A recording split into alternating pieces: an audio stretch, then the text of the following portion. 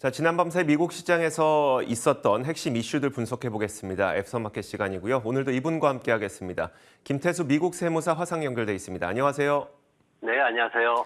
자, 과연 지난밤 사이에는 어떤 이슈들이 가장 부각됐었는지 첫 번째 키워드부터 열어보면서 이야기 진행해 보겠습니다. 자, 첫 번째 키워드는 바로 이겁니다. 불안할 땐 금매수라고 하는 건데 사실 지난밤 사이에 금 가격이 굉장히 많이 올랐더라고요. 어떤 일들이 있었던 걸까요? 네, 지금 그동안 금에 대해서 사실 비트코인에 금이 밀리면서 금에 대한 투자를 그다지 신경을 안 쓰는 그런 분위기였습니다. 근데 최근에 이제 금에 대해서 조금 이슈가 강화되는 그런 모습입니다. 최근에 이제 그 달러 인덱스가 좀 많이 떨어지는 모습을 보였죠. 지금 이제 파월 의장이 금리 인상 속도를 늦출 때다 뭐 이렇게 얘기를 하면서 전반적으로 미국 달러가 빠르게 하락하는 모습 보였습니다. 달러 인덱스 차트 보시면은 최근에 이미 10월 달부터 이제 고점 찍고 꺾이기 시작하는 모습이었는데 최근에 추가적으로 또다시 파월 의장 발언을 의해 가지고 하락하는 모습을 보이고 있습니다. 그러면서 이제 PC 가격 지수가 나왔죠. 10월 달에 0.3% 상승했는데 지금 보면 뭐 그동안 계속해서 꾸준히 좋아지고 있는 그런 모습들 보이고 있습니다. 그리고 이러면서 이제 최근에 임대료나 이런 것들이 많이 떨어지고 있다, 완화되고 있다, 이제 이렇게 또 발표가 되면서 시장에서는 인플레이션에 대해서 좀 완화되는 그런 입장들이 많이 나오고 있습니다. 달러 인덱스가 지난밤에도 또 1%대 하락을 하면서 지난 6월 이후에 최저 수준으로 떨어지는 모습 보였고요. 해외 구매자들이 지금 금 매수 비용이 낮아지니까 달러가 떨어지니까 이제 금 매수할 때 이제 달러 결제해야 되죠. 그래서 금 매수 비용이 낮아지면서 금에 대한 매수를 더 확대하는 그런 모습이었고, 그리고 이제 그 시장에서는 또 하나 이제 경기 침체에 대한 우려가 좀 커지다 보니까 2023년도에 경기 침체 우려가 커지다 보니까 이 금을 더 매수하는, 금은 어쨌든 자산을 보존하는 가치가 있기 때문에 금을 더 매수하는 상황이고, 또 이제 러시아 전쟁에 대한 불안감도 또 더 크게 작용하고 있는 모습입니다. 장기화되다 보니까 여기에서 일부 국가들은 러시아하고 이제 거래를 하게 되거든요. 그러면서 러시아 측에서 금을 요구하는 이런 상황들이 벌어지고 있습니다. 그러다 보니까 금 매수를 더 부추기면서 금 가격을 상승을 하고 있고요. 여기에다 또 이런 상황들을 종합적으로 이제 엮었을 때 은행들이 금 매수에 적극적으로 나서고 있다, 이렇게 지금 평가가 되고 있습니다. 제가 그 은행들, 중앙은행들이 얼마나 금을 사들이고 있나 그 차트를 봤는데 2022년도 들어와가지고 굉장히 가파르게 상승하고 있는 그런 모습들을 우리가 확인을 할 수가 있었습니다. 그래서 이코노미스트에서도 중앙은행에서 엄청나게 계속 지금 금을 사들이고 있다. 지금 터키가 20톤을 한 번에 매수하기도 했고요. 그리고 인도와 카타르 같은 국가들도 엄청 지금 매수를 하려고 노력을 하고 있다고 합니다. 그러면서 금이 이제 평소에 수익률을 그다지 내주지 못하다가 인플레이션 시기에, 경기 침체 시기에는 어떤 수익을 좀 안전하게 가져다 줄 수 있는 투자 수단이 되기 때문에 지금 현재 시장이 인플레이션 하락이나 이런 것들보다는 인플레이션을 낮추기 위해서 이제 금리를 올리면서 경기 침체가 따라오기 때문에 이 부분에 좀 더 초점을 맞추고 있는 것처럼 그렇게 보여지고 있습니다. 알겠습니다. 최근에 이제 금 가격이 오르지 못했었던, 그러니까 최근 그 급등하기 직전에 오르지 못했었던 이유가 바로 달러 강세 아니었겠습니까? 그러면 이제 금 가격이 이렇게 오르게 된다는 것은 달러 약세가 나타나고 있다는 신호로 보이기도 하는데 과연 달러 약세는 어디까지 진행될 것 같으세요? 네, 지금 미국 달러가 월간으로 따졌을 때 2010년 7월 이후에 가장 크게 11월 달에 월별로 이제 감소를 했다. 한 5% 정도 하락을 했거든요. 그러면서 경기 침체에 대한 불안감, 그리고 기관들의 매도세가 주요 배경이 되고 있다. 이제 그렇게 달러에 대해서 평가를 하고 있습니다. 경기 침체에 대한 불안감은 사실 좀 묻히긴 했지만 지난 밤에도 있었습니다. ISM에서 발표한 PMI가 지금 49로 나왔거든요. 예상치가 49.8이었는데 50 미만으로 완전히 떨어지는 모습 보였죠. 경기 위축 구간으로 완전히 들어가는 모습입니다. 그리고 상무부에서 10월 건설 프로젝트 지출을 발표를 했는데 전월 대비해서 0.3% 감소했다라고 발표를 했습니다. 올해 들어가지고 벌써 8월에 이어서 두 번째 마이너스 구간으로 나오는 그런 모습입니다. 경제 침체에 대한 불안감이 여전히 더 강화되고 있다라는 게 미국 자산에 대한 매력이 감소하면서 달러 하락을 부추기는 요인이 되고 있고요. 또 하나는 뭐냐면은 기관 투자자들이 매도세를 지금 보이고 있다, 이렇게 얘기를 하고 있습니다. 2017년하고 2020년, 그러니까 달러 인덱스를 이제 장기적으로 보면은 차트를 보면 2017년에 급락하는 모습이 있었고요. 그리고 2020년에도 급락하는 모습이 있었습니다. 근데 그때 기관들이 나서서 달러를 매도하는 포지션으로 장기간 끌고 갔다, 이런 분석이 있거든요. 블룸버그에서 나온 얘기가 지금 그 트레이더들이 금리가 더 높아지는 이런 것들에 대해서 이제 베팅을 좀 철회하면서 달러가 약세가 되고 있다, 이렇게 분석을 했고, 지금 상품선물거래위원회 쪽에서도 지금 연기금이라든가 보험사, 기타 기관 투자자들이 지난 한 달 동안 거의 지금 1년 반 만에 순매도 포지션 취하면서 굉장히 강하게 매도를 하고 있다, 이렇게 분석을 하고 있습니다. 그래서 기관 투자자들의 어떤 매도세가 지속이 되면서 이 지금 달러의 어떤 지속적인 매도세가 계속된다면은 앞으로 장기적으로 추세가 완전히 전환될 수도 있다, 이런 얘기들을 좀 하고 있습니다. 네, 알겠습니다. 자, 이렇게 금값이 급등했던 이유와 그에 대한 분석을 한번 내려봤고요. 이어서 두 번째 키워드 공개하겠습니다. 자, 두 번째 키워드는 바로 이겁니다. 소비 지출의 증가인데요. 지난 밤 사이에 개인 소비 지출의 지표가 발표가 됐습니다. 인플레이션이 다소 둔화되면서 다시 한번 미국인들의 소비가 늘어나는 것으로 보이는데요. 어떤 내용이 나왔는지 먼저 한번 살펴보도록 하겠습니다. 자, 이건 지난 10월 지표인데요. 개인 소비 지출이 가파르게 증가한 것으로 나타났습니다. 0.8% 정도 증가해서 177억 8천만 달러의 개인 소비 지출이 있었던 것으로 평가가 되고요. 자, 이 개인 소비 지출이 그림에서 보시는 것처럼 꾸준한 증가세를 좀 계속 보이고 있는 가운데 옥스포드 이코노믹스에서는 미국의 가계가 상당히 좋은 상태로 연말 연시를 맞이하고 있다, 이렇게 평가를 했습니다. 미국은 워낙 소비가 GDP의 거의 70%를 차지하는 소비가 중요한 국가이다 보니까 개인 소비 지출이 늘어난다는 건 긍정적일 수밖에 없긴 한데, 하지만 요즘처럼 인플레이션이 걱정되는 상태에서 개인 소비 지출이 이렇게 다시 늘어난다? 그러면 인플레이션 우려를 다시 한번 해야 되는 것인가라는 생각이 들겠죠? 하지만 그건 아닌 것 같습니다. 그 이유를 살펴보자면 월스트리트 저널에서요, 소비 지출에는 다소 한계가 있을 것이라고 얘기를 했습니다. 지금까지는 이렇게 많이 쓰고 있지만 앞으로 더 많이 쓰기는 좀 어려울 것 같다라는 평가인데요. 그 이유를 들어보니까 지난 8월부터 10월까지 가계 소비가 소득보다 빠르게 증가했다는 겁니다. 번 돈보다 쓴 돈이 더 많다는 거고, 그러다 보니 결국 저축률이 지난 10월에 2.3%를 기록했거든요. 2005년 7월에 2.1%를 기록했던 거에 비해서 17만 년 만에 최저치로 지금 저축률이 떨어졌다는 겁니다. 그만큼 지금 번 돈보다 쓰는 돈이 훨씬 더 많기 때문에 개인 소비 지출이 증가하고 있는 것은 미국 경제가 긍정적이라는 것을 얘기하긴 하지만 거기에는 좀 한계가 있을 것이다라는 얘기를 하고 있는 겁니다. 자, 이 가파르게 이 개인 소비 지출이 계속 증가하고 있다는 게 과연 어떤 의미인가를 좀 찾아봐야 될 것 같거든요. 저는 근데 그 가운데 하나로 침체에 대한 우려가 좀 줄어드나라는 생각을 했거든요. 어떨까요?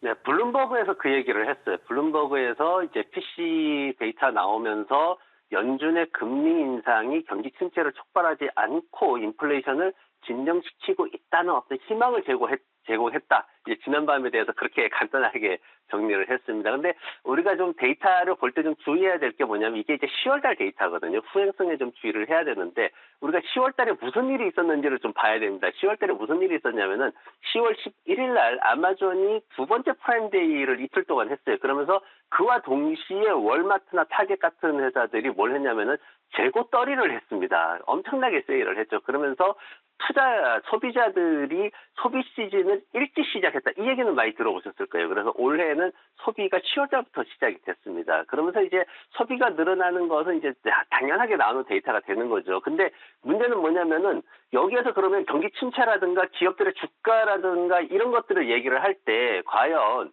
그렇게 많이 팔았는데 아마존 두 번째 프라임데이 해가지고 많이 팔았다 그랬거든요. 그러면은 얼마나 그럼 주가가 잘 흘렀냐를 봤더니 10월 11일 이후에 아마존닷컴은 마이너스 8.5% 정도 하락해 있는 그런 상태입니다. 지금 소비의 증가가 기업의 수익 아니면 주가 이런 것들로 상승시키지 못하는 그렇게 연결되지 못하는 상황이 지속되고 있어가지고 우리가 데이터만 가지고 얘기를 하기에는 조금 어려운 국면이 있습니다. 그래서 경기 침체에 대해 가지고 지금 두 개 회사가 좀 극단적인 대립을 하고 있는 부분이 있는데 어쨌든 경기 침체에 대해서는 다들 침체가 시작된다라고 얘기를 하거든요. 뱅크 오브 아메리카 같은 경우에는 내년 1분기에 주식시장이 24% 추가 하락할 것이다라고까지 굉장히 심각하게 얘기를 하고 있는 그런 회사도 있고요. 아니면은 버클레이 같은 경우에는 지금 보면은 오히려 최근에 데이터들 나오는 거 보고 연준의 파월 의장이 조금 속도 조절하는 거 봤을 때 침체가 1분기가 아니라 2분기부터 해서 연착륙으로 완만하게 그리고 2023년도 말에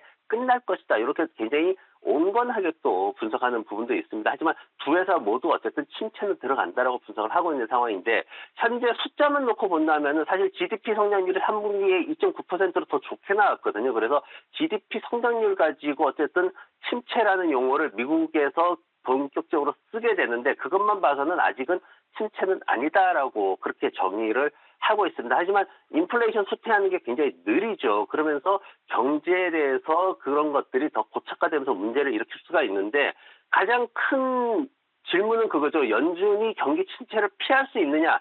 이 질문에 대한 답을 우리가 구해야 되는데 어쨌든 팩트는 지난 세기 동안에 이 중앙은행 연준이 경기 침체를 유발하지 않고 인플레이션을 해결하면서 금리를 인상했던 적은 단 한 차례도 없습니다. 그게 팩트이기 때문에 지금은 어떤 데이터가 나오더라도 정확하게 신호가 나오기 전까지는 우리는 침체에 대한 우려는 늘 가지고 있어야 될 것 같습니다. 네, 알겠습니다.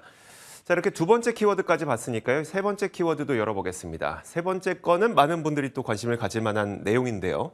18개 바퀴의 트럭입니다. 아마 테슬라 세미트럭에 대한 이야기일 텐데 많은 분들이 이제 펩시의 테슬라의 첫 번째 세미트럭 인도가 오늘 시작된다는 걸 알고 계실 겁니다. 어떤 내용인지 전해주실까요? 예, 세미트럭이 드디어 나옵니다. 사실 그 테슬라의 일론 머스크가 거짓말을 좀 많이 했죠. 금방 나온다 했는데 뭐 사이버 트럭도 그렇고 세미도 그렇고 로드스터도 그렇고요. 계속 이제 지연되고 기대에 못 미치고 성능이 많이 떨어지는 이런 모습들을 보였습니다. 근데 드디어 이제 바퀴 18개를 달고 있는 세미가 이제 인도가 됩니다. 근데 펩시에서 한 100대 정도 일단 주문을 했어요. 지금 5년 동안 개발을 해왔습니다. 근데 아직 주요 사양에 대해서는 여전히 좀 불분명하다라고 평가되고 있고 무게가 8만 1,000파운드 약 한 36톤 조금 넘습니다. 그리고 요 충전했을 때 500마일을 주행할 수 있다. 그리고 충전하는데 한 30분이면 80% 정도 충전할 수 있다. 이렇게 얘기를 좀 하고 있습니다. 지금 가격도 한 8만 불에서 20만 불까지 지금 책정이 되고 있는데 근데 이게 이제 굉장히 비싸죠. 왜냐하면 기존에 그 화석 연료를 사용하던 휘발유 사용하던 그 트럭 소비자들 같은 경우에는 8만 불에서 12만 불 정도 사이에서 구매를 합니다. 일반적인 경우에 봤을 때. 근데 이게 이제 테슬라 같은 경우에는 미국 정부의 주정부별로 좀 틀리지만 정부의 어떤 그 전기차 지원금 혜택을 누렸을 때 한 10만 불 전후 가격으로 살 수 있기 때문에 가격 경쟁력이 있다. 이렇게 지금 얘기를 하고 있거든요. 지금 그 신차 출시에 대한 일정들이 계속 변경되고 지연되고 이러면서 이제 머스크가 드디어 사이버 그 트럭인 세미를 이제 시장에 출시를 하는데 이게 이제 본격적으로 생산되기에 또 시간이 좀 걸립니다. 2023년 내년 중반이 돼서야 이제 생산을 좀 본격적으로 할 수가 있고 그리고 2023년 말이 돼야지 이제 대량 생산을 할 수 있다. 이렇게 스케줄이 잡혀 있기 때문에 아직까지는 이 이슈가 크게 이제 영향을 미치지 못하고 오늘 테슬라 주식도 좀 보합 수준에 머무르는 그런 모습을 보였습니다. 자, 근데 이제 신차 발표가 된 거고요. 이게 발표는 뭐 예전역에 됐었지만 실제 판매가 이제 시작을 한 거니까 결국 테슬라의 주가 상승에 도움이 될까요? 네, 테슬라 주가가 2주 전에 166달러까지 하락을 했다가 지금 다시 이제 190달러 넘어서 200달러 넘보는데 쉽지가 않아요. 지금 장기적으로 펀더멘탈이 그렇게 개선되는 게 쉽지 보이지 않는다. 이렇게 설명을 하고 있는데 그동안 성장성을 더 지속시킬 거다라는 거에 대해서는 기대치가 꺾인 게 사실입니다. 어느 정도 성장은 계속 하겠지만 기존의 성장 흐름을 유지는 못할 것이다라는 거고 그러면 이제는 펀더멘탈 측면에서 가치주로서의 면모를 보여야 된다라고 말씀을 드렸는데 퍼가 낮아진 건 좋은 현상이에요. 그렇지만 뭐 그다지 아직까지는 좋은 효과가 안 나오는데 테슬라도 사실 많이 노력을 하고 있습니다. 지금 보면은 시장 점유율이 지금 테슬라가 올해만 하더라도 굉장히 또 86% 정도 시장 점유율을 가지고 있는 그런 상황이고 그리고 저가형 시장을 그동안 들어가지 않았는데 중국에서 일부 모델에 대해서 판매가 낮추면 거치면서 저가 모델 시장까지도 또 진입을 하고 있고, 그리고 또 수익성이 높다고 평가되는 픽업 트럭 부문, 거기에서 또 사이버 트럭도 지금 출시를 준비를 하고 있는 그런 모습 때문에 사실 노력도 무시할 수 없습니다. 근데 이제 조금 주의해야 될 게 뭐냐면은 시장 점유율이 높은 수준은 사실인데, 근데 계속 이게 줄어들고 있다라는 거예요. 거기에 지금 포드 머스탱이라든가 현대 아이오닉이라든가 쉐보레 볼트라든가 이런 회사들이 정말 열심히 추격을 하고 있고, 그리고 전기차 모델도 엄청 늘어서 지금 거의 50개 정도 가까운 그런 모델이 나오고 있거든요. 그러다 보니까 전체적으로 시장 캐파는 늘어나면서 시장 점유율은 테슬라가 좀 줄어드는 모습 보이고 있고, 그리고 지금 중국에서 43만 5천 대 리콜 들어갔어요. 후미등 안 들어오는 것 때문에. 미국 같으면은 후미등 안 들어오면은 벌금 바로 뭐 맞습니다. 경찰차들이 뒤쫓아다가 후미등 안 들어오면 바로 티켓 발급하거든요. 그래서 그런 정도로 좀 후미등 문제는 심각할 수도 있는 문제이기 때문에 지금 중국에서 이 정도 리콜이 들어온다. 차량 생산이 늘고 인도하는 대수가 늘어날수록 이런 리콜로 인한 비용도 더 늘어나고 있다는 것이 문제로 또 제기가 되고 있고요. 그리고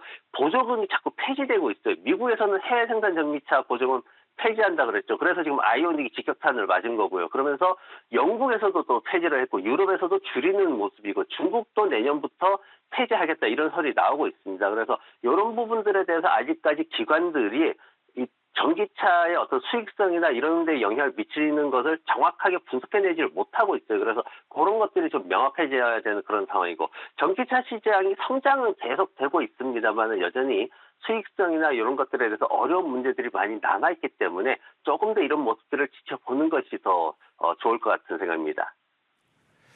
자, 이렇게 지난 밤사이 있었던 미국 시장의 핵심 이슈들 분석해봤습니다. 애프터마켓 시간이었고요. 김태수 미국 세무사와 함께했습니다. 고맙습니다. 네, 고맙습니다.